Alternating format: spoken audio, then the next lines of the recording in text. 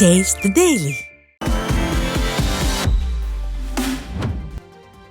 நாகப்பட்டினம் மாவட்டம் வேதாரண்யம் அருகே மக்களுடன் முதல்வர் உங்களுடன் முதல்வர் என பல முகாம்களில் மனு அளித்தும் கோரிக்கைகள் நிறைவேற்றப்படவில்லை என மக்கள் குற்றம் சாட்டுகின்றனர். கருப்பம்புலம் பகுதியைச் சேர்ந்த விவசாயி கரையப்பத்திரத்தில் மாற்றம் செய்து தரக்கோரி பல இடத்தில் மனு அளித்தும் தற்போது வரை பலனில்லை என வேதனை தெரிவித்தார். தேர்தல் நெருங்குவதால் விடியா ஸ்டாலின் அரசு விளம்பரத்திற்காக முகாம்களை நடத்துவது மீண்டும் நிரூபணமாகியுள்ளது.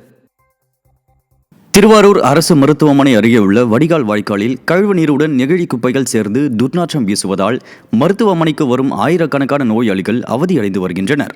ஸ்டாலின் அரசின் சுகாதாரத்துறை மற்றும் மாவட்ட நிர்வாகத்தின் அலட்சியத்தால் சிகிச்சைக்கு வரும் மக்களுக்கு மேலும் தொற்று ஏற்படும் அபாயம் எழுந்துள்ளது.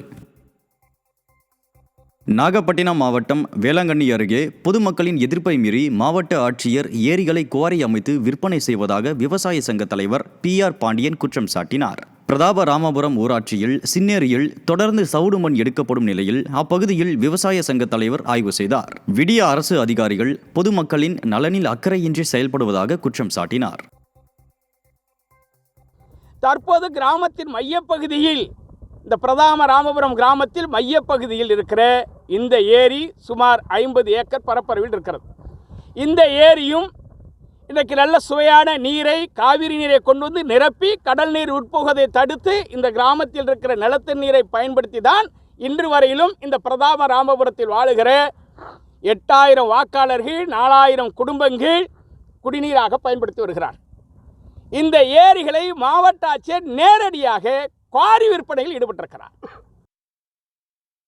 சென்னையில் வாடிக்கையாளர் மீது மயக்க மருந்தை தூவி 2 சவரன் நகைகளை கொள்ளையடித்த வாடகை வாகன ஓட்டுநர் பிடிபட்ட நிலையில் அவருடன் சென்ற மற்றொரு நபர் தலைமறைவானார். வாடிக்கையாளரை அழைத்து சென்ற வாடகை வாகன ஓட்டுநர் தான் வறுமையில் இருப்பதால் உதவி செய்யுமாறு கேட்டுள்ளார். இதனை நம்பி வாடிக்கையாளர் அவரை வீட்டிற்கு அழைத்த நிலையில் இந்த கொள்ளை சம்பவம் அரங்கேறியுள்ளது. விடியா ஆட்சியில் ஏவல் துறை மீது சிறிதும் பயம் இல்லாததால் கொள்ளைகள் அதிகரித்து விட்டதாக குற்றம் சாட்டப்படுகிறது. கடலூர் மாவட்டம் வேப்பூரில் அதிமுக ஆட்சியில் பல லட்சம் ரூபாய் செலவில் அமைக்கப்பட்ட அம்மா பூங்கா மற்றும் உடற்பயிற்சி கூடத்தை அரசியல் காழ்ப்புணர்ச்சியால் விடியா திமுக அரசு மக்களின் பயன்பாட்டிற்கு திறக்காத நிலையில் அங்கு புதர் மண்டி முற்றிலும் சேதமடைந்துள்ளதாக மக்கள் குற்றம் சாட்டியுள்ளனர். திறனற்ற ஸ்டாலின் அரசின் ஊரக வளர்ச்சித்துறை அதிகாரிகளின் அலட்சியத்தால் மக்களின் வரிப்பணம் வீணாவதாக அப்பகுதி மக்கள் கண்டனம் தெரிவித்திருக்கின்றனர். திண்டுக்கல் மாவட்டம் பழனி முருகன் கோவிலில் உண்டியல் காணிக்கையாக 3,43 லட்சம் ரூபாய் கிடைத்துள்ளது. கடந்த 33 நாட்களாக பக்தர்கள் செலுத்திய உண்டியல் காணிக்கை எண்ணப்பட்டதில் ரொக்கமாக 3,43,23,207 ரூபாயும், சிங்கப்பூர், மலேசியா உள்ளிட்ட வெளிநாட்டு கரன்சி நோட்டுகள் 2,114, தங்கம் 627 கிராமும், வெள்ளி 18,080 கிராமும் காணிக்கையாக கிடைத்துள்ளது. தஞ்சாவூர், திருவாரூர், நாகை உள்ளிட்ட டெல்டா மாவட்டங்களில் குறுவை சாகுபடி செய்யும் விவசாயிகள் உர தட்டுப்பாட்டால் கவலையடைந்துள்ளனர். அரசு விற்பனை நிலையங்களில் பயிர் வளர்ச்சிக்கு தேவையான பொட்டாஷ் உரம் கையிருப்பில்லை என அதிகாரிகள் கைவிரிப்பதாகவும், இதனால் வெளியில் அதிக விலை கொடுத்து உரத்தை வாங்குவதாகவும் அவர்கள் குற்றம் சாட்டியுள்ளனர். நானும் டெல்டாக்காரன் என வசனம் பேசும் ஸ்டாலின் விவசாயிகள் விரோத போக்குடன் செயல்படுவதாக குற்றம் சாட்டப்படுகிறது. திருப்பூரில் திமுக MLAவின் நேர்முக உதவியாளர் தூண்டுதலின் பேரில் 15 மணி நேரத்திற்கும் மேலாக கேபிள் இணைப்பை துண்டித்தவர்கள் மீது நடவடிக்கை எடுக்க கோரி மாவட்ட ஆட்சியர் மற்றும் மாநகர காவல் ஆணையரிடம் தமிழக கேபிள் டிவி ஆபரேட்டர்கள் பொதுநல சங்கத்தை சேர்ந்த 250 கேபிள் ஆபரேட்டர்கள் மனு அளித்தனர். அந்த புகாரில் திருப்பூர் தெற்கு தொகுதி திமுக MLA செல்வராஜன் நேர்முக உதவியாளர் மீது குற்றம் சாட்டப்பட்டுள்ளது.